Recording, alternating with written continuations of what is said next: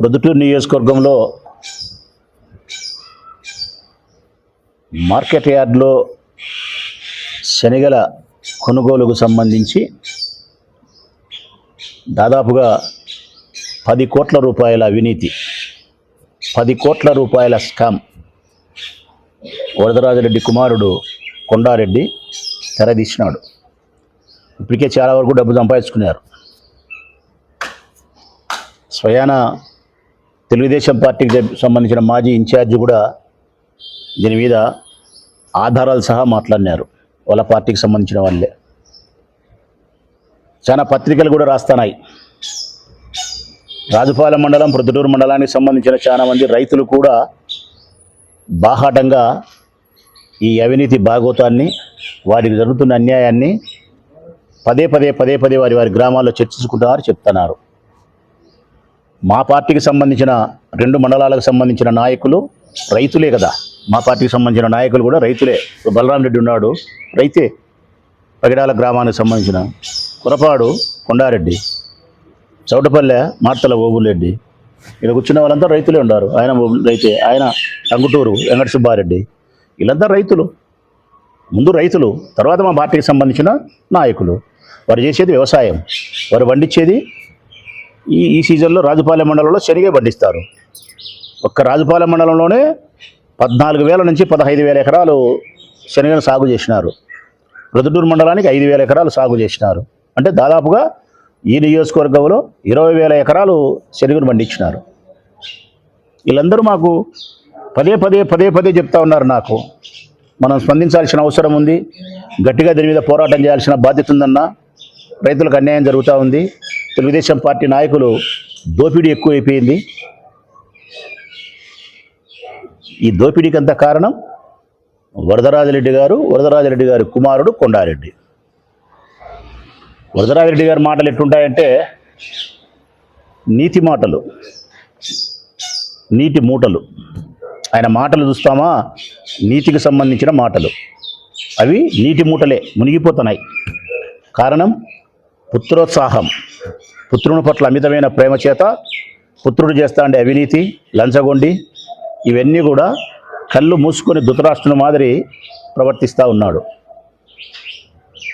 ఈ 10 కోట్ల రూపాయల స్కామ్ జరుగుతూ ఉండేది కూడా కొండారెడ్డి గారి కనుసన్నల్లోనే కొండారెడ్డి గారికి లెక్క చేస్తూ ఉంది. ఏ విధంగా జరుగుతుంది, ఎట్లా జరుగుతుంది అనే విషయాన్ని కూడా స్పష్టంగా చెప్తాను నేను రైతులకు. అధికారులకు హెచ్చరిక చేస్తూ ఉన్నా, జిల్లాకు సంబంధించిన అధికారులకు కూడా హెచ్చరిక చేస్తూ ఉన్నా. నేటి నుంచి మీరు జాగ్రత్త వహించకపోతే, మార్కెట్ యార్డ్లో రైతులకు జరుగుతున్న అన్యాయాన్ని అరికట్టకపోతే మార్కెట్ యార్డ్లోకి రేపటి నుంచి మేము రావాల్సి వస్తుంది. వైఎస్ఆర్ కాంగ్రెస్ పార్టీ పెద్దగా అక్కడికి వస్తుంది, ఉద్యమిస్తుంది. మళ్ళీ మీరు పోలీసులు పంపించి మమ్మల్ని అక్కడి నుంచి బయటికి పంపించే ప్రయత్నం చేస్తే ఇక్కడ బెదిరే వాళ్ళు, అదిరే వాళ్ళు ఎవ్వరూ లేరు. మేము బాగా చెప్తున్నాం. ప్రజలకు అన్యాయం జరిగితేనే గట్టిగా స్పందిస్తుంది వైఎస్ఆర్ కాంగ్రెస్ పార్టీ ప్రొద్దుటూరు నియోజకవర్గం రాష్ట్ర వ్యాప్తంగా. ఇక్కడ మొదలు పెట్టుకుంటే ఎక్కడైనా సరే మా వాళ్ళు. మరీ రైతులకు అన్యాయం జరిగితే ఎందాక కాదు, ఆ పదం సరిపోదు. రైతుల కోసం మేము చేసే పోరాటం అయితే శాశ్వతంగా మమ్మల్ని సంవత్సరాల తరబడి జైల్లో పెట్టినా కూడా రైతుల కోసం అయితే నిలబడతాం. పోలీసు వాళ్ళు వచ్చి మీరు ఉండకూడదు, బయటికి పోవాలంటే పోం. అవినీతి జరిగిన చోట ప్రశ్నించడానికి వస్తుంది వైఎస్ఆర్ కాంగ్రెస్ పార్టీ. చేతనైతే అవినీతిని అరికట్టాలి అధికారులు, చేతనైతే చట్టాన్ని ఉపయోగించి పోలీసులు మేలు చేయాలా. ప్రశ్నించే వాళ్ళని బయటికి పంపించే ప్రయత్నం, ప్రశ్నించే వాళ్ళని కేసులు పెడతామంటే ఇక్కడ భయపడే ప్రసక్తి లేదు. అధికారులకు వినయపూర్వకంగా విజ్ఞప్తి చేస్తూ ఉన్నా, చర్యలు తీసుకోండి. ఈ ప్రొద్దుటూరు నియోజకవర్గంలోని మార్కెట్ యార్డ్లో జరుగుతుండే 10 కోట్ల రూపాయల స్కామ్కు సంబంధించి, అవినీతి భాగవతానికి సంబంధించి, రైతులు జరుగుతున్న అన్యాయ విషయంలో మీరు స్పందించండి. ఈ అవినీతిని అరికట్టండి. వినయపూర్వకంగా విజ్ఞప్తి చేస్తున్నాం.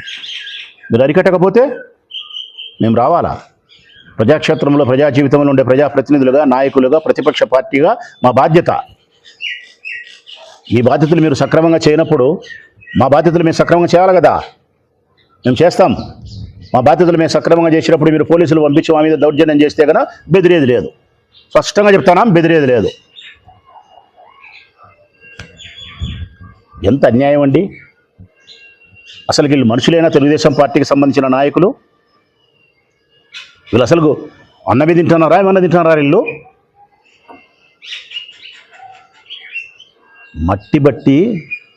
మట్టి చేత బట్టి ఆహారాన్ని పండిస్తున్నారు. వాళ్ళు మట్టి పిసిగితే మనం బువ్వ విస్తున్నాం తట్టలో. వాళ్ళు మట్టి చేతిలో పట్టుకుంటే బువ్వ మన చేతిలో పట్టుకొని నోట్లేకపోతుంది. ఆ రైతేన మట్టి పిసకకపోతే, ఆ రైతే గన మట్టిని పట్టకపోతే మన నోట్లోకి ముద్ద దిగదురా, మన నోట్లోకి ముద్ద దిగదు. అట్టి మట్టిని నమ్ముకొని మట్టిని పిసుక్కొని మనందరికి బువ్వ పెట్టే రైతన నోట్లో మట్టి కొడతారా మీరు? పురుగులు పడతాయి మీకు, పురుగులే మీకు పడేది. నేను చెప్తున్నా చూడే, రైతుల విషయంలో అన్యాయంగా ప్రవర్తించే ఏ వెధవకైనా నోట్లో పురుగులు పడతాయి. ఈశ్వరుడు అనేవాడు ఉంటే మీకు పురుగులు పడాలా? ఎంత అన్యాయం మీరు చేస్తూ ఉండేది. అధికారులకు తెలియదా ఈ అన్యాయము? శనగలకు మద్దతు ధర ప్రకటించింది ప్రభుత్వం. ఎట్లా అనేది ఏం జరుగుతుందని చెప్తాను నేను రైతులకు, ప్రజలకు, అధికారులకు. శనగలకు మద్దతు ధరలు ప్రకటించింది ప్రభుత్వం. ఒక క్వింటాకు వచ్చేసి 100 కేజీల బస్తాకు వచ్చేసి 5,875 రూపాయలు మద్దతు ధర ప్రభుత్వం చెల్లిస్తుంది. 5,875 రూపాయలు. ఈ సిస్టమ్ ఎట్లండి? రాజుపాలెం మండలం కానీ ప్రొద్దుటూరు మండలంలో కానీ రైతులు ఎవరైతే వ్యవసాయం చేస్తున్నారో వాళ్ళు ఈ క్రాప్ విధానం ద్వారా రిజిస్టర్ అవుతుంది. అంటే సంబంధించిన అధికారులు పోయి రాజుపాలెం మండలంలో ఉదాహరణకు టంగుటూరు గ్రామంలో ఏ రైతు శనగ పంట పండిస్తున్నాడు, ఏ రైతు ఏ పంట పండిస్తున్నాడు, ఎన్ని ఎకరాల్లో పండిస్తున్నాడు, ఈ క్రాప్ చేస్తాడు, రిజిస్టర్ అయిపోతుంది. రిజిస్టర్ అయిన తర్వాత మద్దతు ధర ప్రకటించిన తర్వాత ప్రభుత్వము, ఉదాహరణకు వెంకట సుబ్బారెడ్డి అనే టంగుటూరులో రైతు ఒక 10 ఎకరాలు శనగ పండిస్తే ఈ క్రాప్ చేస్తే 10 ఎకరాలకు ప్రభుత్వం నిర్ణయిస్తుంది ఎకరాకి ఇన్ని క్వింటాలని. ఉదాహరణకు ఎకరాకు 10 క్వింటాలు అంటే 100 కేజీల బస్తాలు, 10 ఎకరాలకు 100 మూటలు పండుతుందని వాళ్ళ అభిప్రాయం. 100 కంటే ఎక్కువ పండినా కూడా ప్రభుత్వం కొనుగోలు చేయదు. ఏ వెంకట సుబ్బారెడ్డి అంతేనా? కొనుగోలు చేయదు. 100 మూటల వరకు వెంకట సుబ్బారెడ్డి రైతు మార్కెట్ యార్డుకు తీసుకొని పోతే గన ప్రభుత్వము 5,875 రూపాయల చొప్పున క్వింటాకు ఆయన 100 మూటలకు డబ్బులు ఇవ్వాలి. ఇది ప్రొసీజర్. దీనికి ₹1 కూడా లంచం తీసుకోకూడదు. అడుండే దళారులు ఎవరు? ప్రభుత్వానికి ఇటు రైతులకు మధ్యలో కొనుగోలు చేసి ప్రభుత్వానికి ఇస్తే ప్రభుత్వం వాళ్ళ అకౌంట్లో డబ్బులు వేస్తుంది. ఆ దళారులు ఎవరు? సుధాకర్ అంట, రసూలు అంట. ఎవరు సుధాకర్, రసూలు? పొద్దున లేచడానికి వరదరాయుడికి భజన చేసే మనుషులు. యా ఫ్లెక్సీలో చూసినా నీకు రసూలే కనపచ్చాడు, యాడ చూసినా రసూలే కనపచ్చాడు. రామునికి హనుమంతుడు భక్తుడు ఉన్నట్టు ఆయన భక్తుడు ఉన్నాడు. మీ మనిషి కాదా వరదరాజు రెడ్డి? ఆయనకు కాదా మీరు ఇప్పించింది ఈ కాంట్రాక్టు? ₹1 లంచం తీసుకోకూడదు. వెంకట సుబ్బారెడ్డి అనే రైతు ట్రాక్టర్లో తీసుకొని వస్తే కొనుగోలు చేయాలా. ఇక్కడ ఏం జరుగుతుందో తెలుసునా? ఈ వెంకట సుబ్బారెడ్డి అనే రైతు మార్కెట్ యార్డ్లోకి వచ్చి ₹200 ఎంత? ₹200 క్వింటాకు లంచం ఇస్తే ఈయన క్యూలో నుంచి ముందుకు పోతుంది బండి కొనుగోలు చేయడానికి. ఈ వెంకట సుబ్బారెడ్డి అనే రైతు కన్నా క్వింటాకు ₹200 లంచం ఇవ్వకపోతే వారమైనా 10 రోజులైనా నువ్వు మార్కెట్ యార్డ్లోనే కూలబడి చావాలా. ఈ శనగలంతే నువ్వంతే. వాడు బంగపోతానే కానీ తీసుకోరు. ఎవరు తీసుకుంటారు? 3 తీసుకుంటారు. ₹200 లంచం ఇచ్చిన వాడిని తీసుకుంటారు. తెలుగుదేశం పార్టీ నాయకులకు సంబంధించిన వాడిని లంచం తీసుకొని వాడిని కూడా లంచం తీసుకొని ఇస్తారు. వీళ్ళిద్దరికంటే అధిక ప్రాధాన్యత ఎవరు తెలిసినా? 3వాడు. గోడౌన్లలో పాత స్టాకు కొని పెట్టుకున్నారు చూడు వ్యాపారస్తులు. పాత స్టాక్, ఇప్పుడు పండిన శనగలు కాదు, గతంలో పండిన శనగలు గోడౌన్లో స్టాకు పెట్టుకున్న వ్యాపారస్తుల యొక్క శనగలు ఇప్పుడు పండించినట్టు మార్కెట్ యార్డుకు వస్తే వాటిని కొంటారు. ఆ వ్యాపారస్తులు ఎవరు? మీరే. వ్యాపారస్తులుగా ఉండబడిన తెలుగుదేశం పార్టీ నాయకులు రైతుల అవతారం ఎత్తుతారు. ఇక్కడ దళారులు ఎవరు? మీరే. తెలుగుదేశం పార్టీ నాయకులు దళారుల అవతారం ఎత్తారు. ప్రభుత్వం నుంచి 8,000 రూపాయలు ఇచ్చేది ఎవరు? మీరే అవతారం ఎత్తారు. ప్రభుత్వం మీరే, దళారులు మీరే, రైతులు మీరే, వ్యాపారులు మీరే. దశావతారాలు కదరా స్వామి మీరు. కమలాసన్ వాళ్ళ అమ్మ వాళ్ళ నాయన కంటే గొప్పవాళ్ళు కదరా స్వామి మీ నాయన మీ అమ్మ. ఇంత నటులను పుట్టించినారు, ఇన్ని అవతారాలు ఎత్తుతున్నారు మీరు, దశావతారాలు. గోడౌన్ నుంచి వచ్చిన పాత స్టాకు కొంటారా? అది ఒకటి. 45 రూపాయలు, 200 కాదు, మేము 45 రూపాయలే అది లేబర్ ఛార్జ్ అన్నారు, అమాలీలకు అన్నారు. 45 రూపాయలు లేబర్ ఛార్జ్ అమాలీ అనేది కూడా వాస్తవానికి అయితే మీరు తగలకూడదు, వాళ్ళ అకౌంట్లో డబ్బు పడాలా. తీసుకుంటున్నారు. 200 దేనికన్నా? 200 దేనికన్నా? ఏం మీ అబ్బగారు సొమ్మా? నువ్వు సేద్యం చేసినావా? నువ్వు విత్తనం వేసినావా? నువ్వేమన్నా పంట పండించినావా? పెట్టుబడి పెట్టినావా? మీ అబ్బదే మీ నాయందే.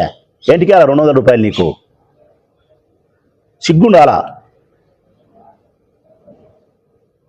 ఇది ఒకటి. ఇంకా రెండోది ఏం తెలుసునా?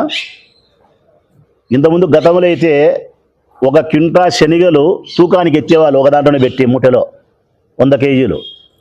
ఇప్పుడు దరిద్రం, సుఖానికి అలవాటు పడి 100 కేజీల బస్తా ఎత్తే మగోడు లేడు, లేక 50 కేజీల బస్తా ఎత్తి తూకాన్ని పెడుతున్నారు.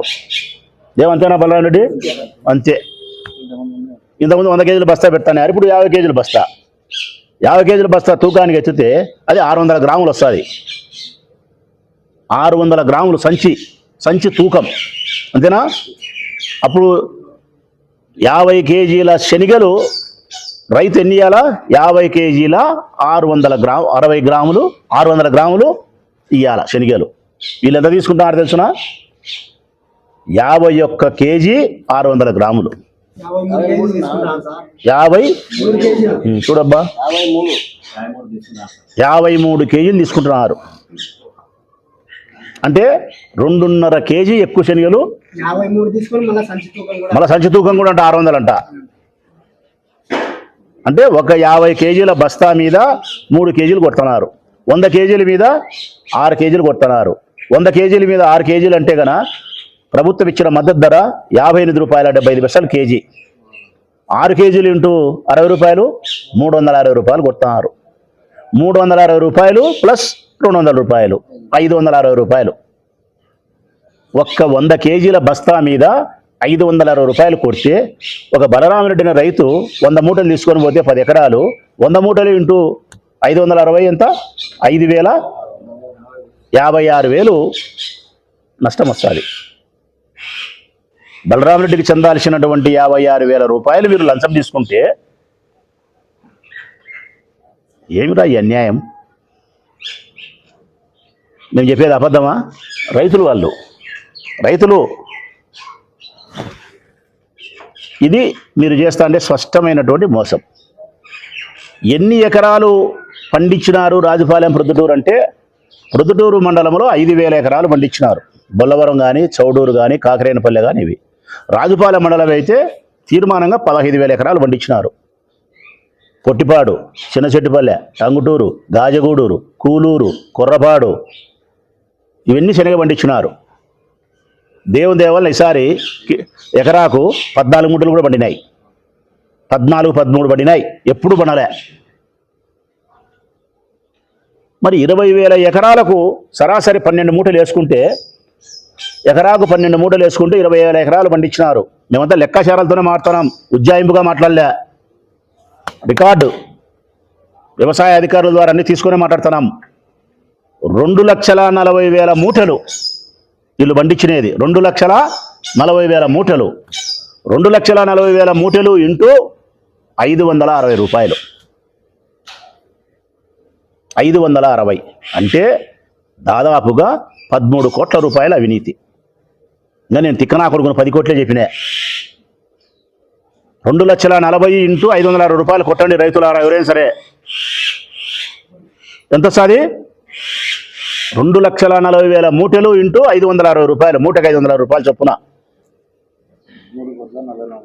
13,44,00,000 రూపాయలు రైతులకు చెందాల్సిన డబ్బును వరదరాజిరెడ్డి కుమారుడు భోంచేస్తున్నారు. వీళ్ళు రైతు బిడ్డలు. మాకు వ్యవసాయం తెలియదు, వరదాడికి వ్యవసాయం తెలుసు. ఇంతకుముందు కామెంట్ చేసినాడు ఎప్పుడో. తెలియక వ్యవసాయం తెలియని రాచమల్లు రైతుల పక్షాన నిలబడి ట్రాక్టర్లు పంచినాడు. వ్యవసాయం తెలియని రాచమల్లు గొర్రు గొట్టిగా పనిముట్లు పంచినాడు. వ్యవసాయం తెలిసిన వరదరాజిరెడ్డి కుమారుడు భోంచేస్తున్నాడు. ఏంటికయ్యా నీకు వ్యవసాయం తెలిసి? వ్యవసాయం తెలియడం కాదు ప్రధానమైంది. వ్యవసాయం చేసే రైతన్న పట్ల గౌరవం ఉండాలా, వ్యవసాయం చేసే రైతన్న పట్ల ప్రేమ ఉండాలా. అది మాకుంది, వైఎస్ఆర్ కాంగ్రెస్ పార్టీకి ఉంది, రాజశేఖర రెడ్డి మనుషులకు ఉంది, జగనన్న మనుషులకు ఉంది. మాకు రైతులంటే అపారమైన గౌరవం ఉంది. 13 కోట్ల రూపాయలు మీరు అవినీతి చేసి భోంచేస్తే సీమ గుట్టట్లేదు. ఇది అయిపోయింది. ఇంకొక అన్యాయం ఏం తెలుసురా? ఇలా దుమ్ తగలా, ఇలా చెరక తగలా, వీళ్ళు పాడైపోను, మట్టి కొట్టుకొని పోవాలి. వీళ్ళ అన్యాయం ఏం తెలుసునా? జల్లెడ వేస్తారు, జల్లెడ పడతారు. రైతులకు తెలుసు, మన మామూలు వాళ్ళు తెలియకపోవచ్చు. శనగలు తీసుకపోతే ఏదైనా మట్టి కానీ పరక పుల్లలు కానీ ఉంటే జల్లెడ పడితే ఆ చిన్న చిన్న మట్టి రవ్వలు ఆ పరక పుల్లలు కిందికి పోతాయి. అప్పుడు దాన్ని తీసి తూకం వేస్తారు. మహా అంటే ఒక మూట 100 కేజీల మూట వేసినా కానీ అర్ధ కేజీ కూడా పోదు. ఏం అంతేనా? మామూలుగా అయితే అది పద్ధతి. వీళ్ళేం తెలుసునా? వీళ్ళకి లంచం ఇవ్వకపోయినా, వీళ్ళను ధిక్కరించినా, కొట్లాడినా, పేపర్లకు చెప్పినా జల్లెడ పెడతారు. ఆ జల్లెడ ఏం తెలుసునా? చిన్న చిన్న రంధ్రాలు, పెద్ద రంధ్రాలు చేసినారు జల్లెడకు. పోయి చూసుకోండి, పెద్ద రంధ్రాలు చేసినారు జల్లెడకు. ఆ జల్లెడ వేసి ఊపితే శనగలు కిందికి పోతాయి. దాన్ని గ్రేడింగ్ విధానం అంటారు. గ్రేడింగ్ విధానంతో ప్రభుత్వం గ్రేడింగ్ విధానం పెట్టేది సదుద్దేశం. ఏదైనా మట్టి చిన్న చిన్న మట్టి పిల్లలు కానీ చిన్న చిన్న పుల్లలు కానీ ఉంటే పోవాలని చెప్పి పెట్టినారు. ఈ ఆసరాగా గ్రేడింగ్ విధానాన్ని తీసుకొని జల్లెడకు రంధ్రాలు పెద్దవి చేసి కక్ష సాధించుకునే చర్యలోగా ఒక 100 కేజీల దానికి 3 కేజీలు, 4 కేజీలు, 2 కేజీలు, 5 కేజీలు తీసి పక్కన పెంచే తరుగు పేరుతో 50 పడిచేవాళ్ళ రైతు. జల్లెడ బట్టి తరుగు తీస్తారు, 200 రూపాయల కింటాకు లంచం తీసుకుంటారు. ఈ క్రాఫ్ విధానం లేకుండా వ్యాపారస్తుల ద్వారా మీరే వచ్చి శనగలు అమ్ముతారు. సంచి పేరుతో 100 కేజీలకు 3 కేజీలు శనగలు కొడతారు. వారు కష్టం చేసి పెట్టుబడి పెట్టి భార్య, భర్త, పిల్లలు 3 నెలల కాలం పాటు, 4 నెలల కాలం పాటు రాత్రి పగలు ఎండ వాన అనుకోకుండా ఇంటికి, సేనుకు, కాయలకి, పెట్టుబడికి, శ్రమకు చేసి దేవుడు దయదలిసి ఎప్పుడన్నా పండితే ఆ పండిన దాంట్లో కూడా ఇంత లెక్క 13 కోట్ల రూపాయలు ఒక నియోజకవర్గంలో మీరు భోంచేస్తున్నారంటే ఇంకా రాష్ట్ర వ్యాప్తంగా అన్ని నియోజకవర్గాలు ఇదే జరుగుతుందని బి రసూల్ కూడా చెప్పినాడు. వాళ్ళ మనిషే పొద్దుటూరే కాదు అన్ని చోట జరుగుతుంది అన్నాడు సిగ్గు లేకుండా. ఇది ప్రభుత్వమా? దీన్ని ప్రభుత్వం అంటారా? దోపిడీ ప్రభుత్వం అంటారు. ఇది రైతులకు అనుకూలమా? రైతులకు వ్యతిరేకి ఈ ప్రభుత్వం. వరదరాజిరెడ్డి వ్యవసాయం చేసే రైతా? వ్యవసాయం చేసే రైతు అయితే మొట్టమొదటి రోజే ఆడ కట్టడి చేయాలా. నువ్వు కట్టడి చేయలేవు. కారణం ప్రత్యక్షంగా రసూలు కనిపిస్తాడు, పరోక్షంగా డబ్బు చేరేది నీ కొడుకు కొండారెడ్డికి. మీకు ఓట్లు వేసినందుకు, మీ కూటమి పార్టీకో మీకో ఓట్లు వేసినందుకు మా మెట్లతో మేము కొట్టుకోవాలా. ఒక అన్యాయమా మీరు చేస్తాండేది? ఒక వ్యవస్థన మీరు ఉపయోగించుకుంటాండేది? ఒక్కదాంతోనే మీరు దోపిడీ చేస్తాండేది? నేను చెప్తానే ఉండా రోజు, మీరు పెంచుతానే పోతున్నారు. డబ్బు డబ్బు డబ్బు డబ్బు డబ్బు కావాలా. మళ్ళా గెలిచినా పర్వాలే, మళ్ళీ గెలిచకపోయినా పర్వాలే, రాజకీయంగా మనం ఓడినా పర్వాలే, మాకు 5 ఏళ్ల కాలంలో డబ్బు కావాలా. మా ఆర్థిక వనరులన్నీ పుష్టికరంగా చేసుకోవాలా, మా ఇబ్బందులన్నీ తీర్చుకోవాలా. చెరువు భూమి కాకపోయినా చెరువు భూమి అంటారు, లంచం తీసుకుంటారు. జూదగాలతో లంచం తీసుకుంటారు, ఇంకొకరితో తీసుకుంటారు. ఏడాడ భూములు కబ్జా చేస్తామని చెప్పి మీ మనుషులంతా కాయలు తిరుగుతా చేసుకుంటానే ఆ కార్యక్రమాలు చేస్తున్నారు. ఇవన్నీ సాలవని చెప్పి మళ్ళీ రైతులకు సంబంధించింది కూడా దోపిడీ 13 కోట్ల రూపాయలు. స్పష్టంగా చెప్తాను నేను ఉద్యోగస్తులకు, మొట్టమొదటిది ఈ క్రాప్ చేయకుండా వ్యాపారస్తులు కూడా వీళ్ళే అవతారం ఎత్తి ఈ క్రాప్ విధానానికి భిన్నంగా వచ్చి వ్యాపారస్తుల పేరుతో శనగలు పాత స్టాకు కొనుగోలు చేస్తూ ఉన్నారు. ఇది మొదటిది. ప్రతి కింటాకు 200 రూపాయలు లంచం తీసుకుంటే కానీ శనగలు క్యూలో ముందుకు పోవు, లేకపోతే వారాలు 10 రోజులు పడి అన్నీ కాలబడి సావాలా. ఇది రెండవది. జల్లెడబట్టే విధానములో లెక్కియకపోతే కన్నా రైతుకు అన్యాయం చేసి తరుగు పేరుతో కేజీలు తీసేస్తున్నారు. మూడవది. నాలుగవది, సంచి తూకానికి 600 గ్రాములు వస్తే 3 కేజీల చొప్పున 50 కేజీల కింటాకు అదనంగా శనగలు తీసుకుంటున్నారు. వాళ్ళు పండించిన పంట శ్రమను 100 కేజీలకు 6 కేజీలు దోసుకుంటున్నారు. ఇన్ని రకాలుగా మోసాలు చేసి 13 నుంచి 15 కోట్ల రూపాయలు ఈ